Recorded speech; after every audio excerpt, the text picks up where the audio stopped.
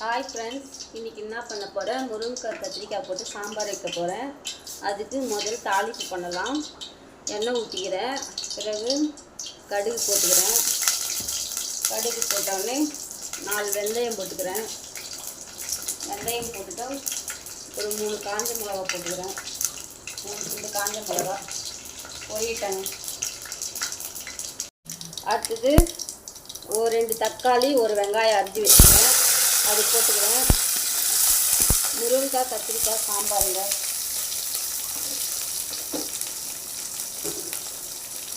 வதங்கிட்டேன். வெங்காயம் தக்காளி வதங்கிச்சுங்க.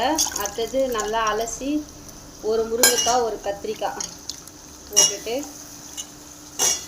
நல்லா ஒரு வதக்கணுங்க.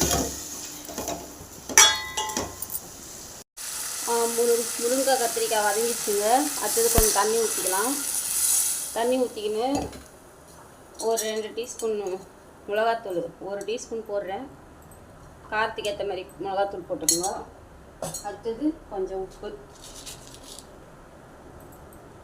போட்டு கொஞ்சம் நேரம் வேக வைக்கணுங்க. முருங்கைக்காய் கத்திரிக்காய் சாம்பார் நல்லா இருக்குங்க, டேஸ்ட்டாக. ஒரு 150 பருப்பு எடுத்துக்கிறேங்க. அதில் பருப்பு நல்லா வெந்துச்சு. ஒரு மத்தை போட்டு கடைஞ்சிட்டு அதுக்கப்புறம் கொஞ்சம் ஒரு எலுமிச்சம்பழம் சைஸ் புளியை கரைச்சி அதில் ஊற்றி எடுத்துக்கிறோம். அது எடுத்து அப்படியே அதில் ஊற்ற வேண்டியதாங்க.